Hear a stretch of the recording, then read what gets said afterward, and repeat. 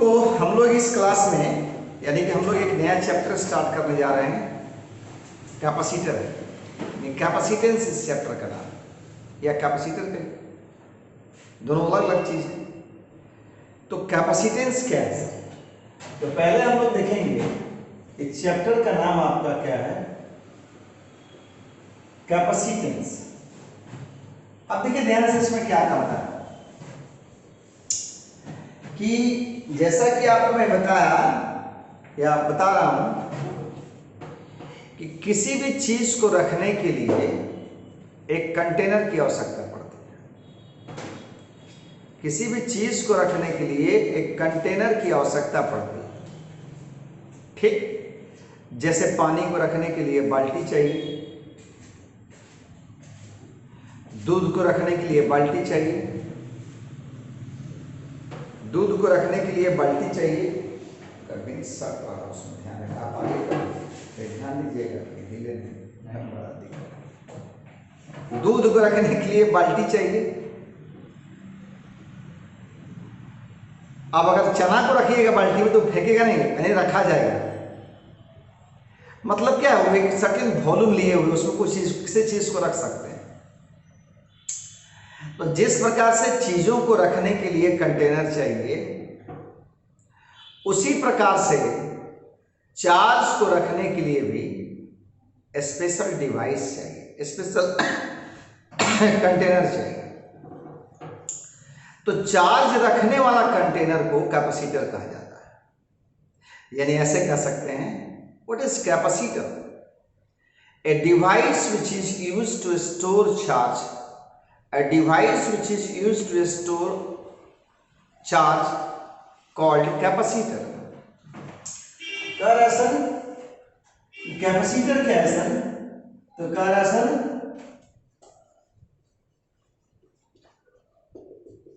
a device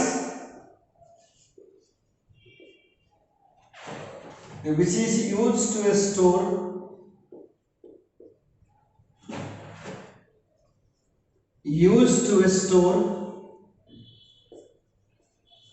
charge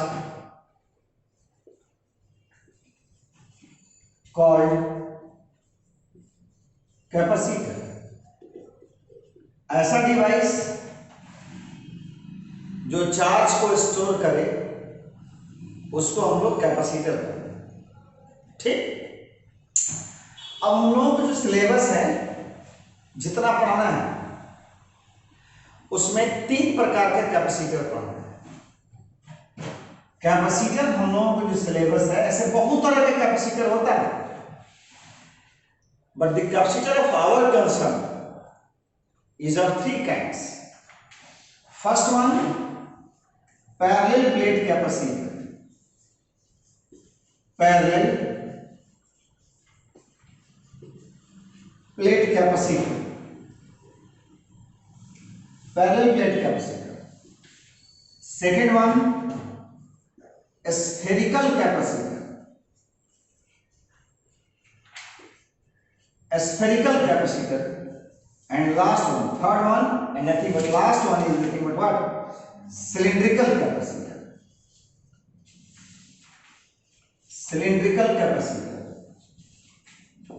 ये 3 तरह के कैपेसिटर हैं जिसको हम लोगों को पढ़ना है, और ये तीनों तरह के कैपेसिटर जो हैं इनका कैपेसिटेंस निकालने की जो प्रक्रिया है वो बोर्ड में 5 नंबर का क्वेश्चन, बोर्ड के लिए 5 नंबर का क्वेश्चन हम लोग सब एक एक करके देखेंगे। क्योंकि बेसिक कुछ चीज है इसमें कैपेसिटर में, उस सारे बेसिक टर्म्स को समझ लें। उम्मीद करता हूं बहुत बेहतर तरीके से आपके सामने रखने का प्रयास करूंगा, ठीक है। अब देखिए ध्यान से इसमें क्या कहता है। पैरेलल प्लेट कैपेसिटर में क्या होता है, कुछ नहीं, पिक्टोरियल व्यू इसका देखिए। 2 प्लेट, लाइन में समझिए, 2 प्लेट समझिए। 2 प्लेट होता है, एक पर प्लस क्यू चार्ज, एक पर माइनस क्यू चार्ज। स्फेरिकल ये हो गया पैरेलल प्लेट कैपेसिटर का pictorial view. Parallel plate capacitor और ये स्फेरिकल कैपेसिटर। स्फेरिकल कैपेसिटर में क्या होता है, दो कंसेंट्रिक स्फीयर होते हैं, दो कंसेंट्रिक स्फीयर होते हैं, इनर स्फीयर और एक आउटर स्फीयर। इस पर अगर प्लस क्यू चार्ज दिए हुए तो बाहरी वाला पर क्या हो जाएगा, माइनस क्यू चार्ज हो जाएगा। इस पर प्लस क्यू चार्ज दिए हुए हैं, दोनों कंसेंट्रिक स्फीयर है, इस पर माइनस क्यू चार्ज इंड्यूस्ड होगा। ये हो गया स्फेरिकल कैपेसिटर। इसका रेडियस ये मान लीजिए, इसका भी मान लीजिए। इसमें कंसेंट्रिक स्फीयर होगा, ये स्फेरिकल कैपेसिटर हो गया। पिक्टोरियल व्यू इसका स्फेरिकल कैपेसिटर। और अगला है सिलिंड्रिकल। इसमें क्या होता है, दो कोएक्सियल सिलेंडर ले लेंगे, इसमें कंसेंट्रिक था, इसमें कोएक्सियल होगा। एक पर हमेशा पॉजिटिव चार्ज रहता है, दूसरे पर नेगेटिव चार्ज रहता है।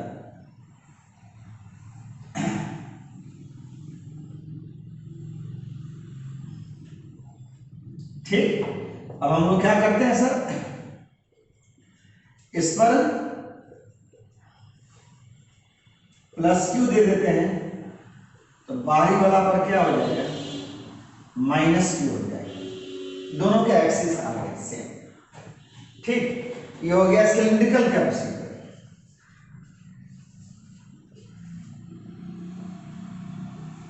सिलिंड्रिकल कैपेसिटर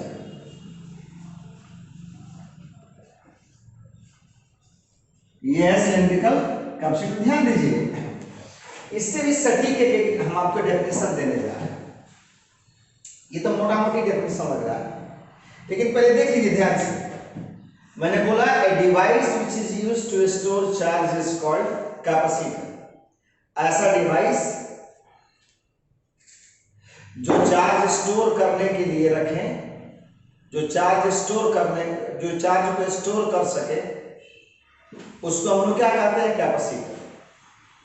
लेकिन जब हमने देखा पिक्टोरियल व्यू, तो इसका एक सटीक डेफिनेशन हमारे सामने निकल के आ रहा है। और वो सटीक डेफिनेशन क्या कहता है कि capacitor is nothing but it is an arrangement of conductors which has ability to store charge।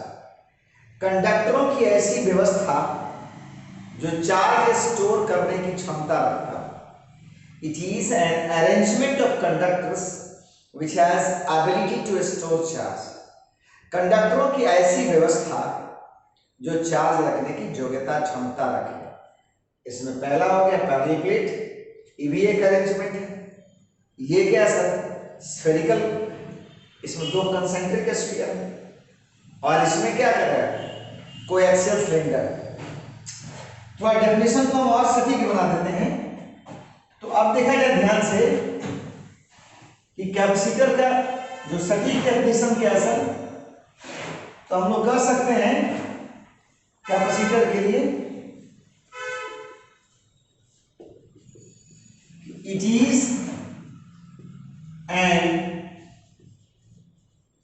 arrangement of conductors which has ability to store charge, which has ability to store charge। It is an arrangement of conductors which has ability to store charge। कंडक्टरों की ऐसी व्यवस्था जो charge store करने की क्षमता रखता हो। और ये कितने प्रकार के हैं सर, स्टोर चार्ज। अब आगे थोड़ा बढ़ा सकते हैं सर, कॉल्ड कैपेसिटर। और ये कितने तरह का है सर, तीन तरह का। Parallel plate capacitor, parallel plate का पिक्टोरियल व्यू ये है। स्फेरिकल कैपेसिटर, इसका व्यू ये है।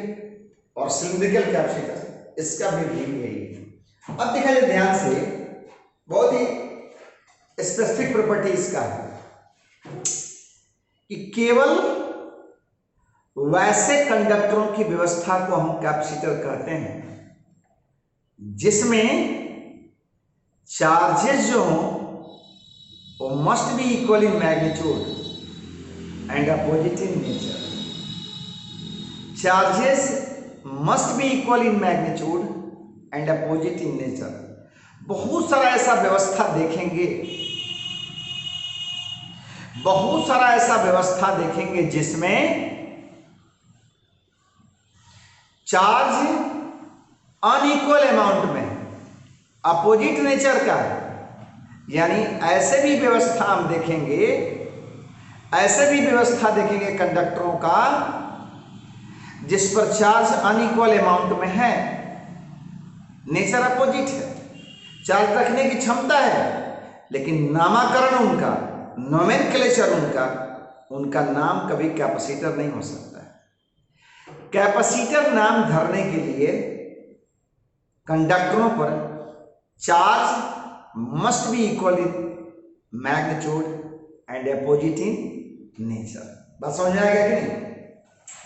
तो हम यहां पर मेंशन कर देते हैं कि only those arrangement of conductors are called capacitor if they have equal charges but opposite in nature. वही कह रहा है क्या सर? नोट आप देख सकते हो भाई कि only those arrangement of conductors, arrangements of conductors, arrangement of conductors are called capacitor. Capacitor if they have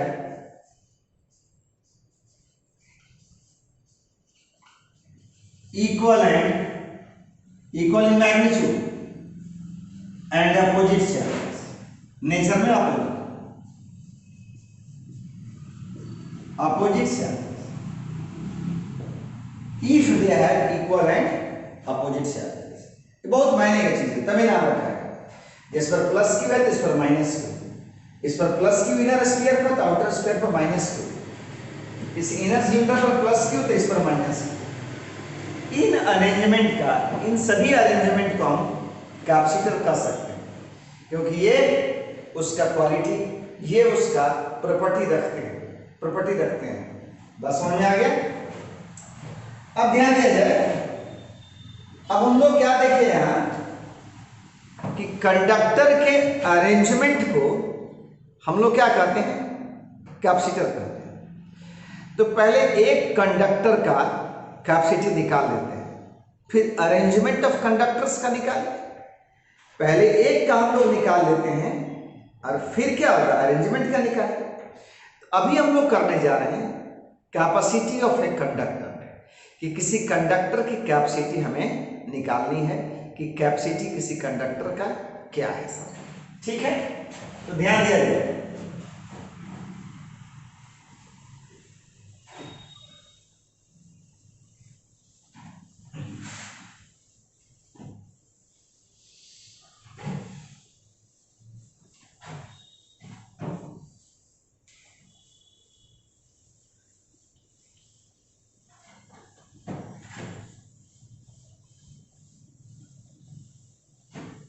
ठीक, तो अब हम लोग आते हैं, एक एक चीज को समझना जरूरी है, सबसे आसान फिजिक्स समझने में।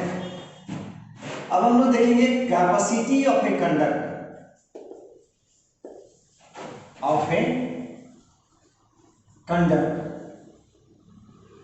सर किसी कंडक्टर की कैपेसिटी जो है उसको कैसे डिफाइन करें? तो हम एक कंडक्टर ले लेते, कंडक्टर ले लिए। आपको बताया था ना कि कंडक्टर को हमेशा इंसुलेटेड स्टैंड पर रखा जाता है, क्योंकि जमीन पर एक खोस दीजिएगा, जमीन में इसे गाड़ दीजिएगा तो जो भी चार्ज लीजिएगा वो सब के सब चार्ज जो है एस्केप आउट कर जाएगा, अर्थ में चला जाएगा।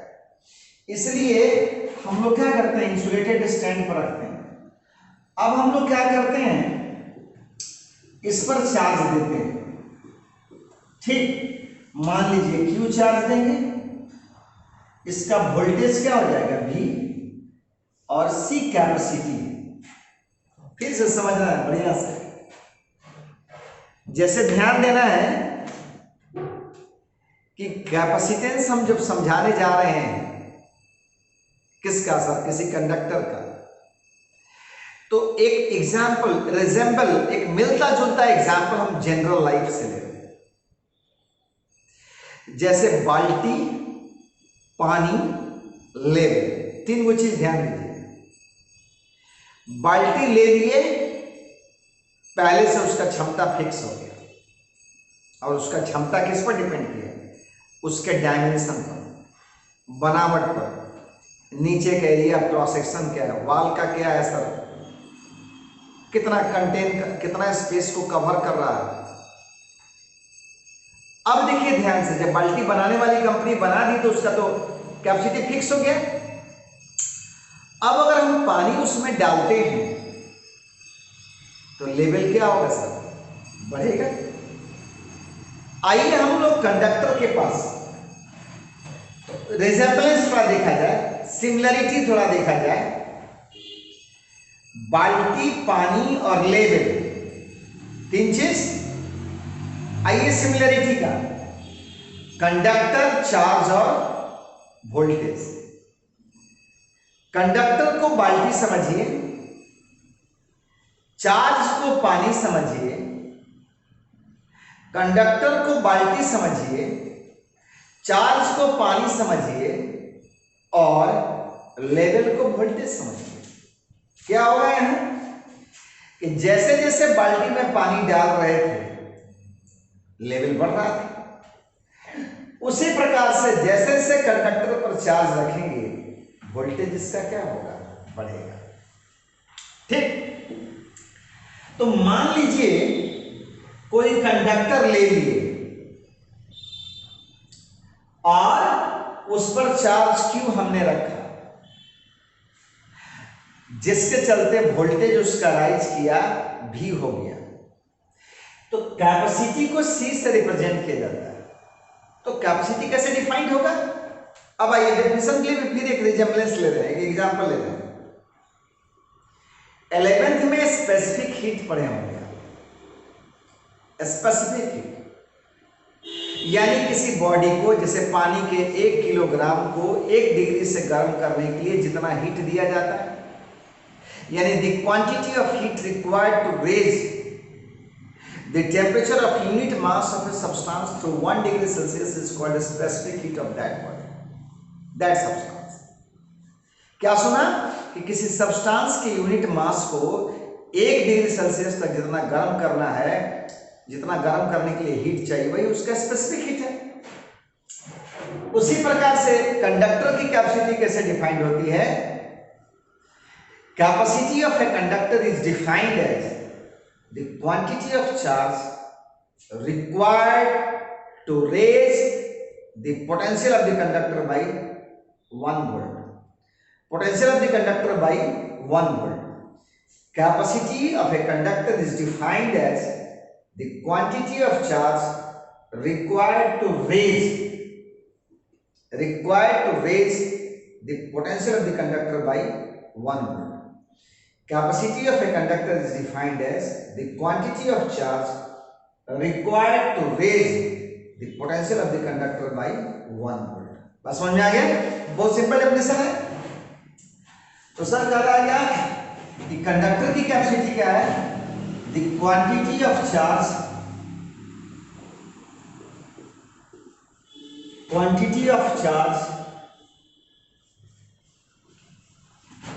required to raise the potential of the conductor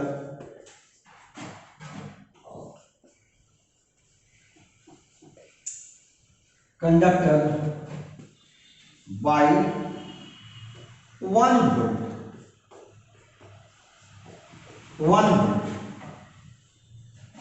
raise by 1 volt. It is denoted by C, capacity को सी से डिनोट करते हैं। It is denoted by C,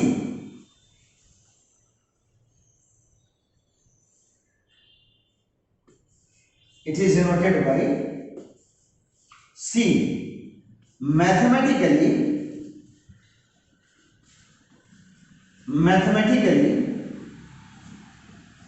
C equal to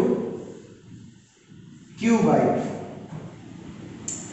mathematically C equal to Q by, आपने क्या देखा कि किसी conductor की कैपेसिटी जो है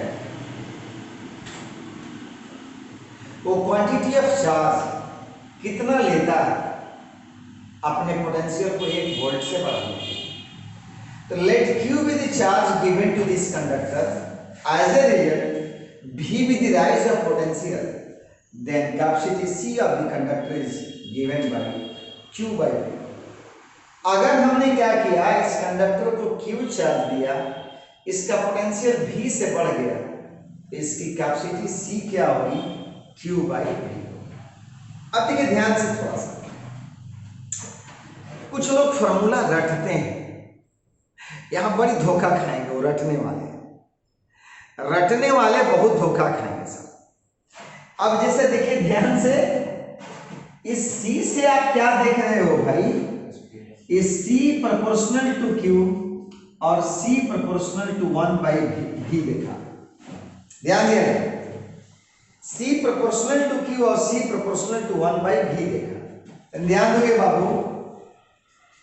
तो जनरली बायो वाले लोग, अरे अब तो सब लोग रटने का हाइब्रिड रखते हैं, लेकिन रटने वाला हाइब्रिड मत रखिए, फिजिक्स हमेशा धोखा देगा।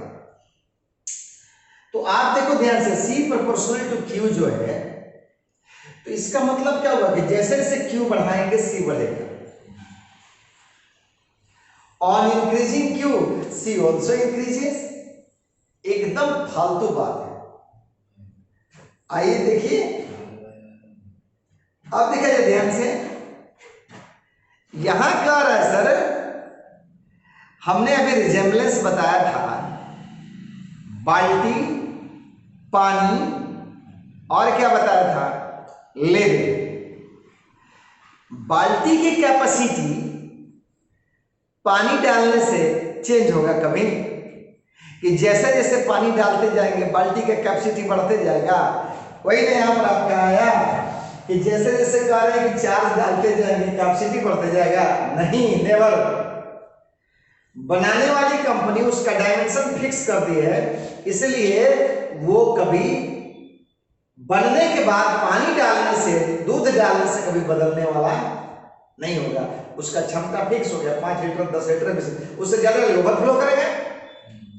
उसी प्रकार से यहाँ देखिए, एक जब कंडक्टर हम ले लेंगे, हम थोड़ा इसके बाद थोड़ा आर्टिकल हमारा वही है, जब एक बार कंडक्टर ले लिया, इसका सरफेस एरिया क्या है, इसका एनवायरनमेंट कैसा है, उस पर डिपेंड करेगा इसका कैपेसिटी। बात समझ में आ गई कि नहीं? यानी चार्ज बढ़ाने से कंडक्टर का कैपेसिटी बढ़ेगा, भूल करके भी नहीं। यानी एक बार जब हम ले लिए तो इसका रेशियो कांस्टेंट हो गया, Q बाई V का रेशियो कांस्टेंट हो गया।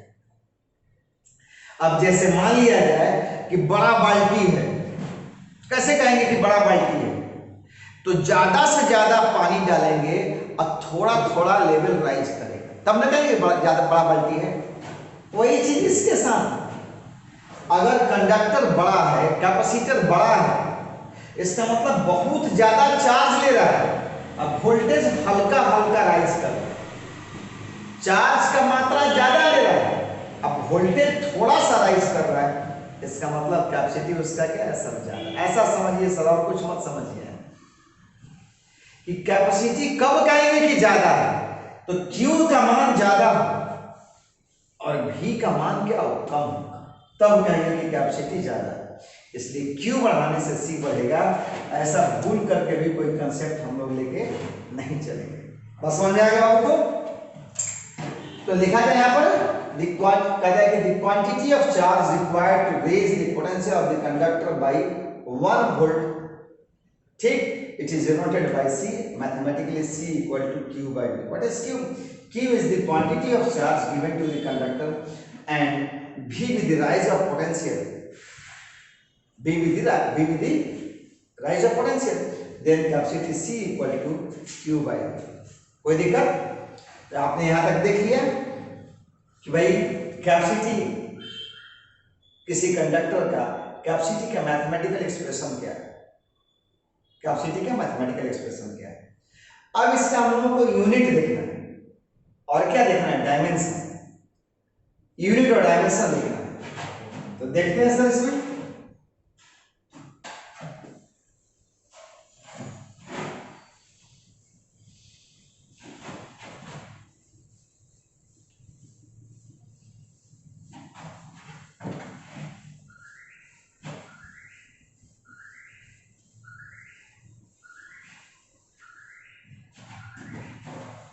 तो देखते हैं हम लोग।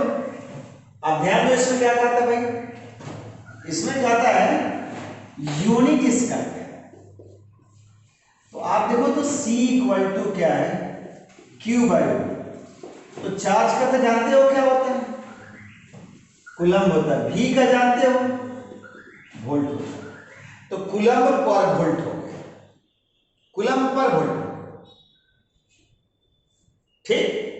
अब अगर इसको और सर्जरी करना चाहोगे तो कूलम्ब, अब वोल्ट क्या होता है, work done per unit charge. तो बाबू के लिए क्या होगा, Q स्क्वायर यानी coulomb square per unit joule, ठीक। और जो पॉपुलर है वो क्या है भाई, और फैराड, फराडे नहीं, फैराड, एफ से इसको हम लोग डिनोट करते हैं, फैराड, फराडे नहीं। फराडे यूनिट है चार्ज का, चार्ज का यूनिट है फराडे। तो ये फैराड है, फैराड। तो आप देखो ध्यान से इसमें, तो 1 फैराड को कैसे डिफाइन करोगे, तो बाबू देखेगा ध्यान से, ये 1 फैराड बहुत बड़ा यूनिट है। कैसे बड़ा यूनिट है इसको भी देखें। तो C बराबर Q बाई V है, तो C का मान 1 कब होगा, जब Q का मान 1 और V का मान 1 होगा।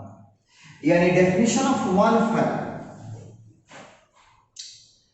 डेफिनेशन ऑफ 1 फैराड, ये क्या है भाई, एक फैराड का डेफिनेशन क्या है सर। तो एक फैराड का डेफिनेशन कहता है कि capacity of a conductor is said to be 1 farad, capacity of a conductor is said to be 1 farad if 1 coulomb of charge is required to raise the potential of the conductor by 1 volt. तो sir बहुत बड़ा चीज हो गया, क्योंकि 1 coulomb का charge तो बहुत बड़ा चार्ज है। चार्ज का सबसे छोटा यूनिट बताया था इलेक्ट्रॉन है।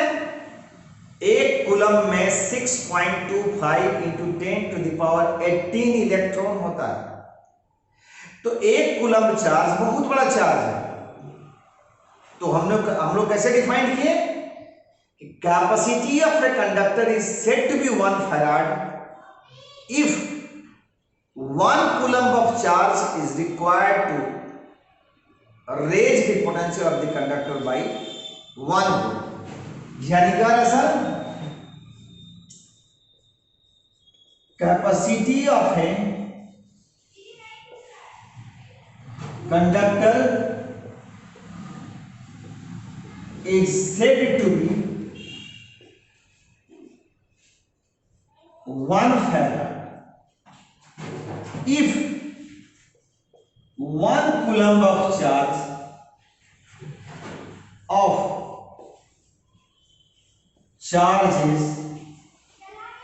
is required to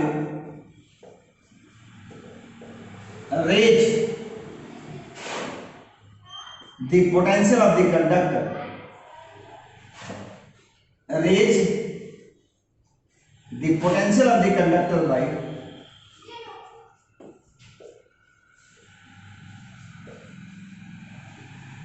1 volt, required to raise the potential of the conductor by 1 volt। यानी क्या कह रहे सर, किसी कंडक्टर की कैपेसिटी 1 फैराड कही जाएगी यदि 1 कूलम्ब का चार्ज ले और उसका वोल्टेज कितना 1 वोल्ट राइज करे। इसका मतलब कैपेसिटी क्या है सर, 1 फैराड कैपेसिटी बहुत बड़ा यूनिट है, बहुत बड़ा यूनिट। ठीक, तो आपने देख लिया डेफिनेशन। अब कह रहा सर कि ध्यान दिया जाए, since 1 farad is a very big unit of charge and is a very big unit of capacitance,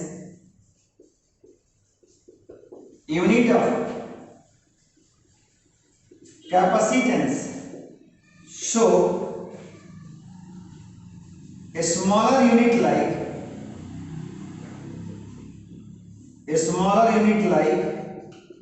क्या मिली फैराड, मिली मतलब 10 to the power minus 3, micro farad 10 to the power minus 6, nano farad -9, pico farad 12, femto atto, pico तक use होता है, femto 10 to the power minus 15, atto 10 to the power minus 18 होता है। ये आपको frequently use होगा, ये भी यूज होगा, ये भी यूज, मिली कम होता है। इस तरह से हम लोग यूनिट यूज करते हैं। ठीक, ये छोटा unit milli, micro, nano, pico, femto, atto. ठीक, अब आते हैं इसका डायमेंशन क्या है, इसका डायमेंशन क्या है, तो डायमेंशन देख लेते हैं हम लोग, इसका डायमेंशन क्या है।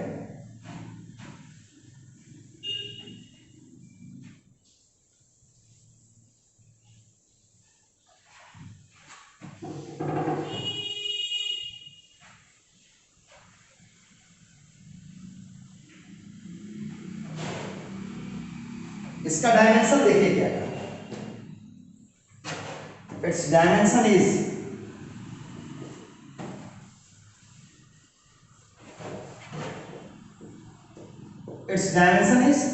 अब देखा जाए C बराबर Q बाई V, अभी देखे थे Q स्क्वायर बाई W। अब तोड़ दीजिए सर, बेसिक में आ गया।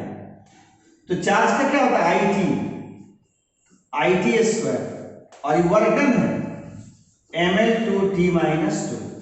तो C का क्या होगा m - 1 l - 2 और t + 4, क्योंकि t square I t4 IT। ये क्या हो गया सर, डायमेंशन इसका हो गया, ये कैपेसिटेंस का डायमेंशन हो गया। एक छोटा सा इंफॉर्मेशन हमने लिया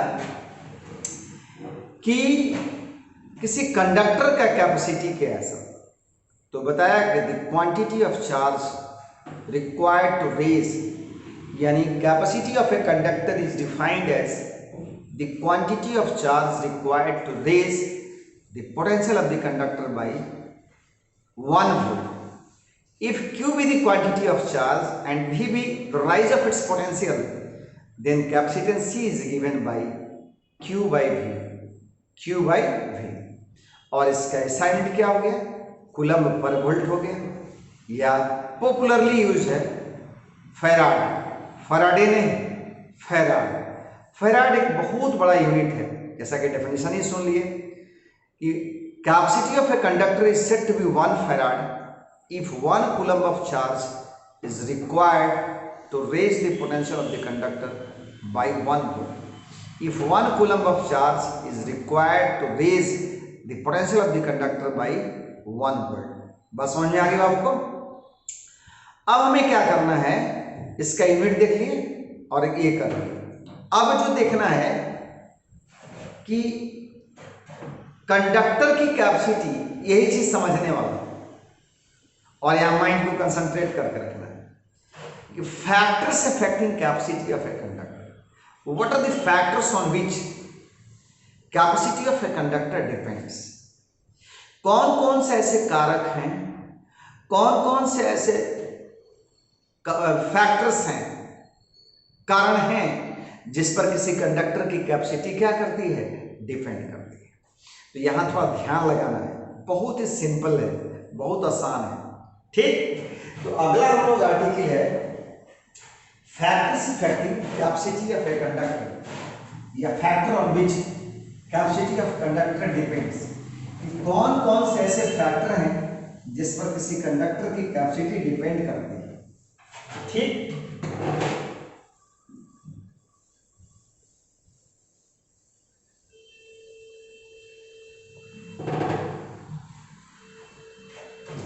ठीक है, अब हम लोग देखते हैं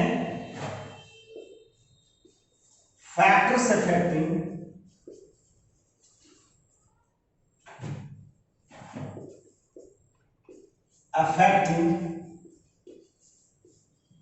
कैपेसिटी ऑफ ए कंडक्टर। कौन कौन सा ऐसा फैक्टर है? पहला है sir area of the conductor, surface area of the conductor, ठीक। अब देखिए ध्यान से, पहला चीज लिया गया कि किसी कंडक्टर के कैपेसिटी एरिया पर डिपेंड करती है, स्वाभाविक है। जैसे ही हम लोग क्या करते, जैसे मान लिया जाए हम एक कंडक्टर ले लिए, तो इसका एरिया तो फिक्स हो गया, इसका एरिया फिक्स हो गया। अब हम पहला चार्ज देंगे, तो ध्यान देना है, पहला चार्ज देंगे तो सब समझना है, ये किसी किताब में नहीं लिखा, मतलब ये किताबी बात नहीं है, प्रैक्टिकली आपको मैं बता रहा हूं। और ये स्ट्रॉन्ग कंसेप्ट है कि जैसे पहला चार्ज दिए तो कोई चार्ज तो पहले से था नहीं, उसका रेसिस्टेंस, उसका विरोध कोई नहीं किया, लेकिन जैसे ही दूसरा चार्ज देंगे, पहला का फोर्स ऑफ रिपल्सन, चार्ज या तो प्लस दे सकते हैं या तो माइनस, प्लस माइनस तो देंगे नहीं। तो हम लोग जैसे प्लस चार्ज दिए तो पहला तो कोई दिक्कत नहीं, दूसरा देंगे तो धकेलना शुरू करेगा। जैसे जैसे प्लस चार्ज का कंसंट्रेशन बढ़ेगा, एरिया तो फिक्स है पहले से, अब संख्या जैसे जैसे बढ़ेगा, इनके बीच फोर्स ऑफ रिपल्सन क्या होगा, बढ़ेगा। आप इसके मात्रा को बढ़ाते गए बढ़ाते गए बढ़ाते गए तो एक ऐसा पॉइंट आएगा, एक ऐसा पॉइंट आएगा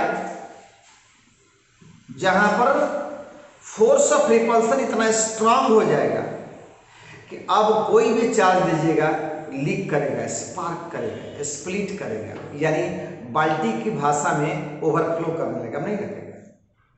और कंडक्टर की भाषा में क्या होगा, स्पार्किंग होगा। अब आइए हम ध्यान दिए, थोड़ा स्पार्किंग के नेचर को बताएं। स्पार्क का मतलब होता है डिस्चार्ज करना। तो आप ध्यान दीजिएगा, थोड़ा इस समझाने का प्रयास मैं कर रहा हूं कि जैसे जैसे इस पर हमने क्या किया, प्लस चार्ज को देते गया, वैसे वैसे इसका वोल्टेज हाई होते गया। आपका क्या हुआ कि इसका जो जगह है वो तो पहले से फिक्स है, जगह पहले से फिक्स है। आपका कंसंट्रेशन पॉजिटिव चार्ज का बढ़ रहा है, फोर्स ऑफ रिपल्सन बढ़ रहा है, वोल्टेज इसका बढ़ रहा है। अब देखिए क्या होगा कि एक पॉइंट आएगा जहां तक ये एडजस्ट करेगा प्लस चार्ज को, उसके बाद आप चार्ज ऐड कीजिएगा, स्पार्किंग करेगा। स्पार्किंग का मतलब क्या है? स्पार्किंग का मतलब है कि इसका वोल्टेज, ध्यान देगा बाबू, इसका वोल्टेज इतना हाई हो जाएगा कि इर्द गिर्द के हवा को क्या करेगा, एयर को आयनाइज कर देगा। मान लीजिए पॉजिटिव चार्ज है और न्यूट्रल चीज से आयन बना, तो वहां भी पॉजिटिव निगेटिव पैदा होगा। तो ये पॉजिटिव है तो निगेटिव वाला को खींचेगा, अब पॉजिटिव वाला को धकेल देगा। तो जैसे ही निगेटिव वाला को खींचेगा तो जितना निगेटिव चार्ज आएगा इसके साथ सटेगा उतना न्यूट्रलाइज कर देगा। इसका मतलब फिर से सुनिए, जो एजेंसी चार्ज कर रही थी इसको फोर्स ऑफ रिपल्सन के अगेंस्ट चार्ज ठूस रही थी, चार्ज एडजस्ट कर रही थी, वो तो वर्क कर रहा था, वही वर्क इसमें पोटेंशियल एनर्जी के रूप में स्टोर हो रहा था।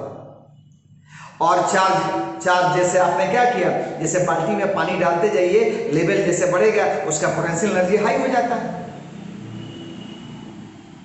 तो इस केस में क्या होगा कि चार्ज जब इसका क्षमता के जो इसका बनावट है, एरिया है, उसके हिसाब से जब फुल हो जाएगा और चार्ज दीजिएगा, स्पार्क करेगा, बाल्टी की भाषा में ओवरफ्लो करेगा। और स्पार्क करने का मतलब इर्द गिर्द के एयर को आयनाइज करके, और अगर प्लस है तो माइनस वाला को खींच के न्यूट्रल होगा, यानी अब आपका चार्ज घट जाएगा और दे सकते हैं, क्योंकि आपका तो बर्बाद हो गया।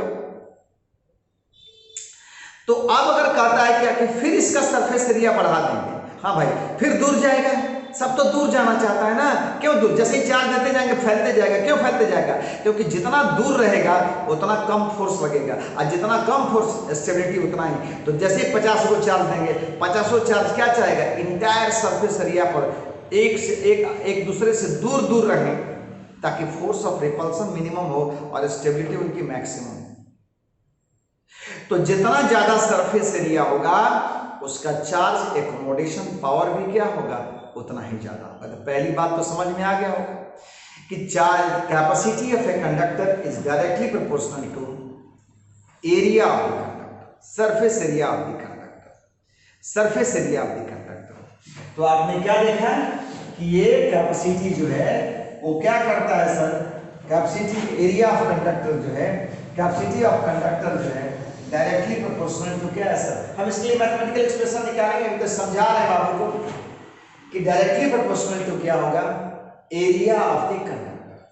ठीक, अगर थोड़ा सा मैथमेटिकल लें तो हम लोग ऐसा लिख सकते हैं कि एरिया ऑफ द कंडक्टर पर डायरेक्टली प्रोपोर्शनल किया, जितना ज्यादा एरिया होगा उतना ज्यादा चार्ज रखने की योग्यता, क्षमता होगी उसकी। दूसरा चीज आते हैं, जैसे हमने क्या किया, ध्यान देना बाबू को, जैसे हमने क्या किया, एक कंडक्टर ले लिया और इस पर प्लस चार्ज, ध्यान देना है, इस पर प्लस चार्ज ले लिया। तो कंडक्टर किसको कहते हैं? A substance which has some free electrons, a substance which has loosely bonded electron, ऐसा सब्सटेंस जिसके पास free electron. Free electron doesn't mean an additional electron, फोकट का इलेक्ट्रॉन। फ्री इलेक्ट्रॉन का ऐसा मतलब न लगाया जाए कतई कि वो सरप्लस इलेक्ट्रॉन, बल्कि यही लगाया जाए वो लूजली बॉन्डेड इलेक्ट्रॉन। यानी जैसे ये कंडक्टर है तो जो इसके फ्री इलेक्ट्रॉन होंगे वो इंटायर लैटिस में, इंटायर वॉल्यूम ऑफ कंडक्टर में रैंडम मोशन में जिगजैग मैनर में घूमते रहता है, वो फ्री इलेक्ट्रॉन। अब भाई किस इलेक्ट्रॉन को फ्री कहेंगे? तो only those electrons are called free which are far away from the nucleus, and the number of electron present in that orbit must be either 1, 2 or 3। केवल उसी इलेक्ट्रॉन को free कहते हैं जो न्यूक्लियस से काफी दूर हो और उस ऑर्बिट में इलेक्ट्रॉन की संख्या 1, 2 और 3। ध्यान दीजिए, जनरली लोगों से पूछिएगा तो कह देते हैं फ्री इलेक्ट्रॉन के विषय में कहते हैं कि the electron of outer most orbit is called free electron. कितना बड़ा मिसकंसेप्शन है, कैसे? तो जितना भी आप एटम एलिमेंट जानते हैं, जितना भी एटम या एलिमेंट जानते हैं, एटम जानते हैं, एलिमेंट जानते हैं, सब के आउटर मोस्ट ऑर्बिट में कुछ ना कुछ फ्री इलेक्ट्रॉन। इसका मतलब कि सारे सब्सटेंस कंडक्टर हैं? नहीं। तो कैसे सब्सटेंस का, कैसे एलिमेंट का, कैसे सब्सटेंस को कंडक्टर कहेंगे? वैसे सब्सटेंस जिसके एटम के आउटर मोस्ट ऑर्बिट में इलेक्ट्रॉन न्यूक्लियस से दूर हो और वो ऑर्बिट न्यूक्लियस से दूर हो और उसमें केवल 1, 2 और 3 इलेक्ट्रॉन ही प्रेजेंट हो। 4 वाला सेमीकंडक्टर, 5 वाला इंसुलेटर।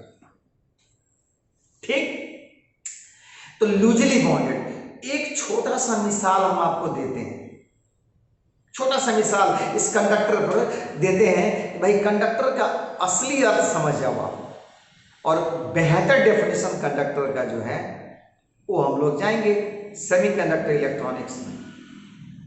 उसमें क्या होगा, बैंड थ्योरी के आधार पर हम आपको कंडक्टर का एनालिसिस देंगे, कंडक्शन बैंड, वैलेंस बैंड। तो अभी हम एक एग्जांपल दे करके और आपको समझाने का प्रयास करते हैं कि फ्री इलेक्ट्रॉन किसको समझिए, और 1 और 3 वाला में क्या अंतर है सर। 1 वाला ज्यादा कंडक्टिंग नेचर का होगा अपेक्षाकृत 3 वाला के। आइए, फ्री इलेक्ट्रॉन का मतलब लूजली बॉन्डेड इलेक्ट्रॉन, जो आसानी से जिगजैग मैनर में, जो आसानी से पूरे लैटिस में, लैटिस का मतलब समझते हैं ना, orientation of atoms inside a solid. कोई सॉलिड ले लिए, उसमें उसके अंदर एटम्स का जो सजावट है सॉलिड बनने के दौरान, सॉलिड बनने के बाद एक पैटर्न होता है, यानी एटम्स एक खास पैटर्न में सजते हैं। तो जो पैटर्न होता है उसी को लैटिस कहा जाता है। तो उस इंटायर लैटिस में, इंटायर वॉल्यूम में वो फ्री इलेक्ट्रॉन घूम सके। तो हम लोग आते हैं एग्जाम्पल के माध्यम से समझाने का कोशिश करते हैं आपको। जैसे 2 हम लोग एग्जाम्पल लेते हैं कंडक्टर में, एक है कॉपर और दूसरा है एल्युमिनियम। दोनों को हम लोग यूज करते हैं, कॉपर भी यूज करते हैं और एल्युमिनियम भी यूज करते हैं। ध्यान दिया जाए, कॉपर क्या है, आप देखे होंगे कि महंगा मिलता है। कोई चीज महंगा क्यों, इसलिए वो काफी बेनिफिशियल है, काफी लाभ, उसका यूज काफी बेनिफिशियल, मतलब उसके माध्यम से जो कंडक्शन हो रहा है, रेजिस्टेंस उसका कम है, डिग्री ऑफ कंडक्टिविटी उसकी ज्यादा है। तो ये एल्युमिनियम का कम है, एल्युमिनियम उतना उस सेंस में यूजफुल नहीं है, उतना इकोनॉमिकल हमारे लिए नहीं है। अब तक देखा जाए काहे सर एल्युमिनियम और कॉपर में, कॉपर किस प्रकार से उससे बेहतर कंडक्टर है। ठीक, आते हैं एग्जांपल में। हम कंडक्टर में बताए फ्री इलेक्ट्रॉन, उसी पर थोड़ा चर्चा कर रहे हैं, क्योंकि अगर हम ऐसे निकल जाएं तो हम तो अपना सिलेबस पूरा कर लेंगे, लेकिन आपके मन में जो उत्सुकता है कि भाई फ्री इलेक्ट्रॉन किसको कहते हैं और किस इलेक्ट्रॉन को फ्री कहेंगे, ये रह जाएगा। ठीक, अब आते हैं हम लोग कॉपर लेते हैं। तो कॉपर का एटॉमिक नंबर कितना होता है, 29 होता है। कॉपर का एटॉमिक नंबर 29। अब देखिए ध्यान से, अब हम लोग क्या करते हैं, ये न्यूक्लियस ले लेते हैं, इसमें 29 प्रोटॉन हो गए, इसके न्यूक्लियस है प्रोटॉन, क्योंकि जानते हैं कि एटॉमिक नंबर का मतलब होता है नंबर ऑफ प्रोटॉन और नंबर ऑफ इलेक्ट्रॉन। अब देखिए ये सब ऑर्बिट है। आप जानते हैं सर 2n² स्कीम से पहला में 2 इलेक्ट्रॉन रहेगा, पहला में 2 इलेक्ट्रॉन, दूसरा में 8 इलेक्ट्रॉन रहेगा, 8 इलेक्ट्रॉन, तीसरा में 18 रहेगा, 18 इलेक्ट्रॉन रहेगा, और चौथा के लिए बचा कितना सर, 1 इलेक्ट्रॉन रहेगा। आप जोड़ो, 8 2 10, 18 28, 29। अब देखा जाए ये जो इलेक्ट्रॉन है वो न्यूक्लियस से किस ऑर्बिट में है, ये 4th ऑर्बिट है, ये 3rd ऑर्बिट है, ये 2nd ऑर्बिट है, और ये 4th ऑर्बिट है। तो इसका मतलब है कि ये न्यूक्लियस से इसकी दूरी r4th, 4th ऑर्बिट का रेडियस के बराबर है। तो हम जानते हैं ना भाई कि जो इलेक्ट्रॉन न्यूक्लियस से जितना टाइटली बाउंडेड होगा, जितना स्ट्रांगली बाउंडेड होगा, उसकी मोबिलिटी उतना ही कम होगी, उसके क्या फ्रीडम उतना ही कम होगा। अब हम लोग कूलम्बियन फोर्स ऑफ अट्रैक्शन के माध्यम से न्यूक्लियस और इस 4th ऑर्बिट का जो सिंगल इलेक्ट्रॉन है उसके बीच के अट्रैक्शन को देखें। तो कॉपर के लिए कूलम्बियन फोर्स ऑफ अट्रैक्शन क्या होगा, FCU कॉपर के लिए, तो Q1 बराबर कितना है इसमें, तो Q1 बराबर 29 है, और Q2 बराबर क्या है सर, 1 है। यहाँ पर इलेक्ट्रॉन कितना, चार्ज कितना है सर, 1 इलेक्ट्रॉन का है, 1 इलेक्ट्रॉन चार्ज यहाँ पर कितना है सर, 29। तो आप देखो तो के का मतलब बाबू जानता है 1/4 पाई एप्सिलॉन नॉट या 9 to 10 to the power 9 q1 into q2 29e into क्या है सर 1e बाई क्या है सर फोर्थ ऑर्बिट के रेडियस का होल स्क्वायर।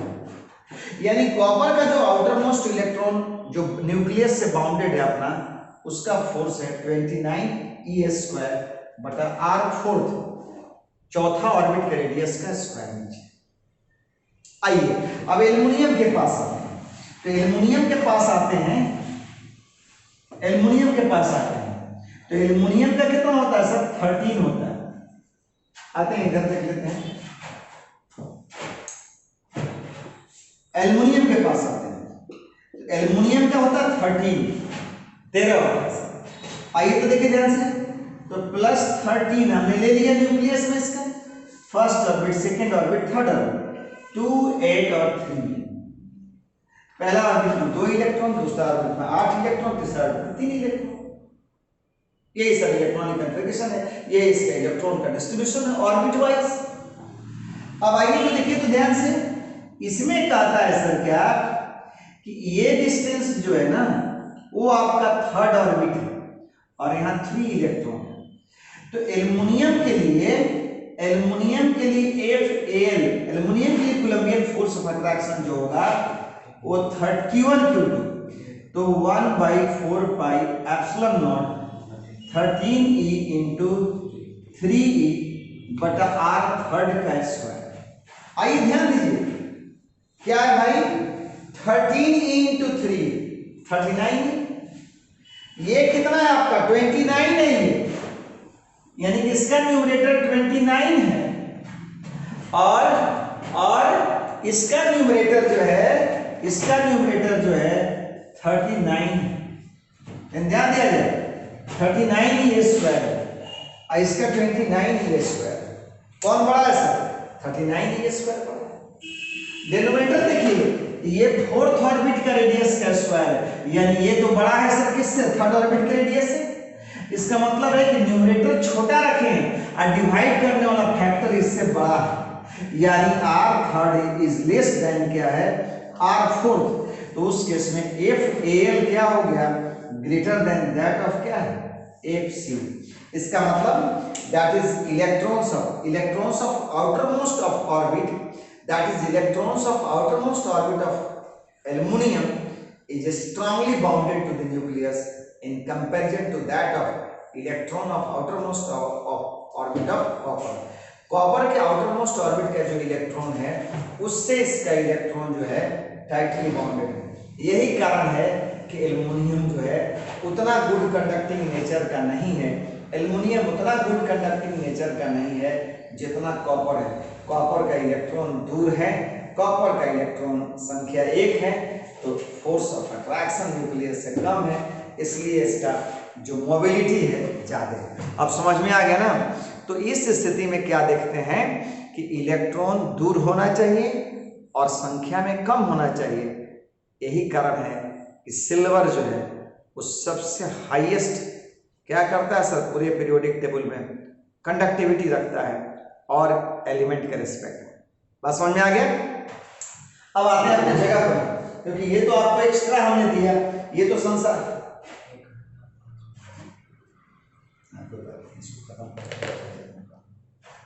ठीक है। अब आते हैं हम लोग यहां पर कंसेप्ट देने के लिए कि भाई जो फैक्टर्स हैं वो फैक्टर्स में दूसरा फैक्टर क्या है। तो दूसरा फैक्टर जो है ना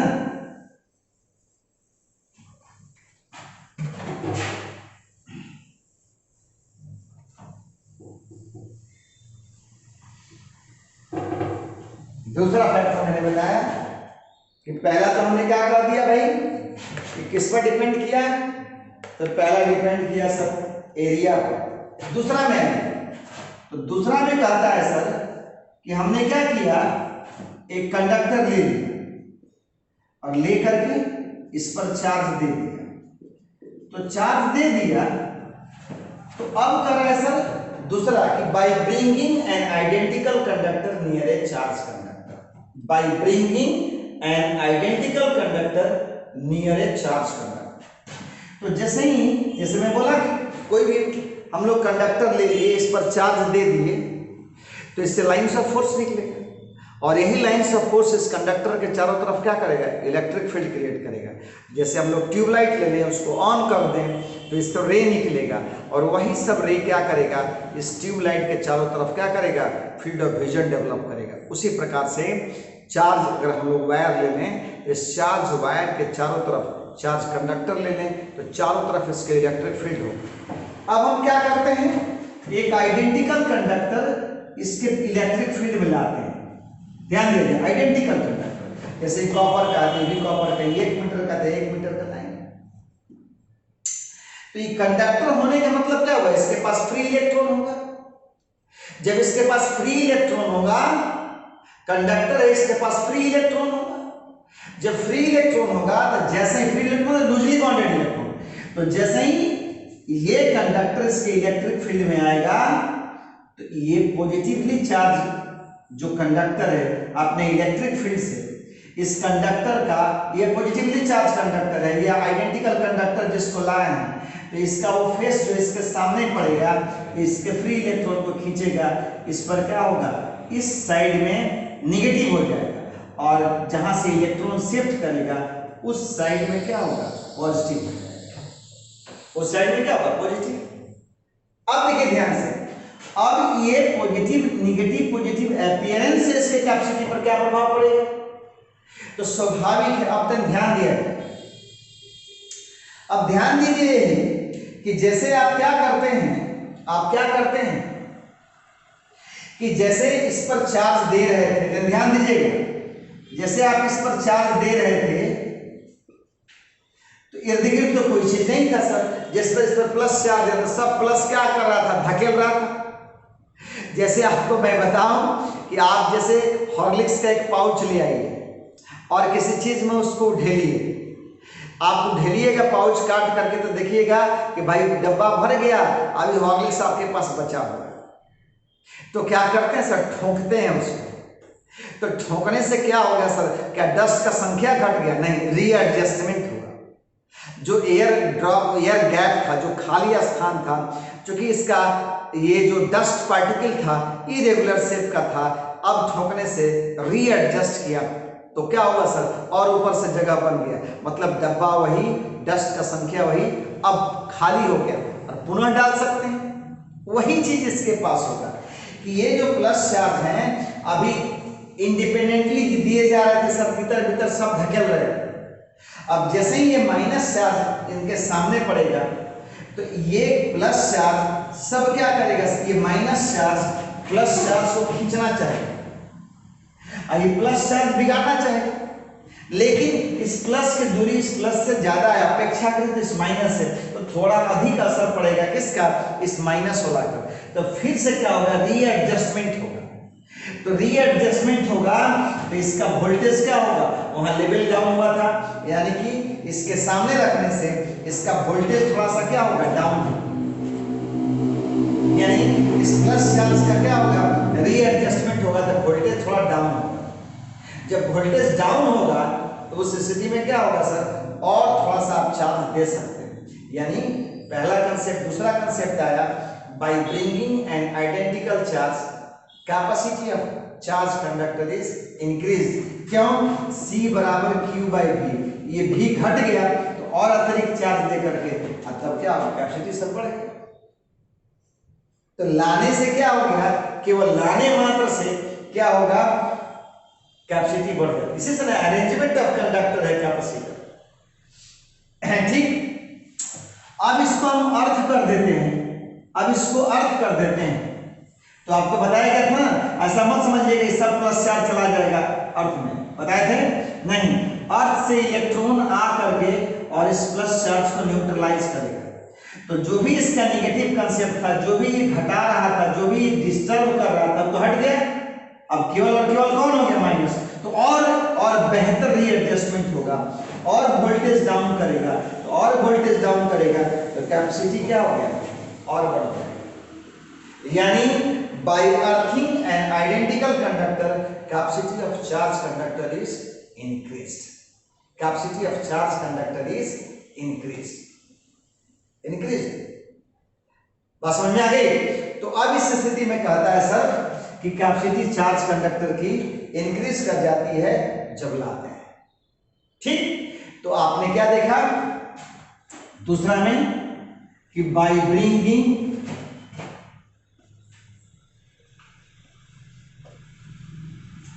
N identical conductor near a charged conductor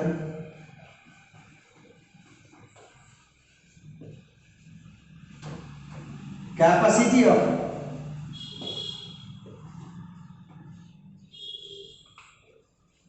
charged conductor is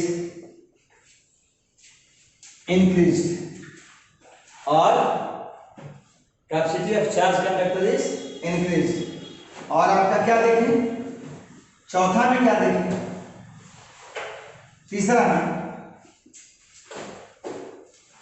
में आपने क्या देखा कि बाई अर्थिंग आइडेंटिकल कंडक्टर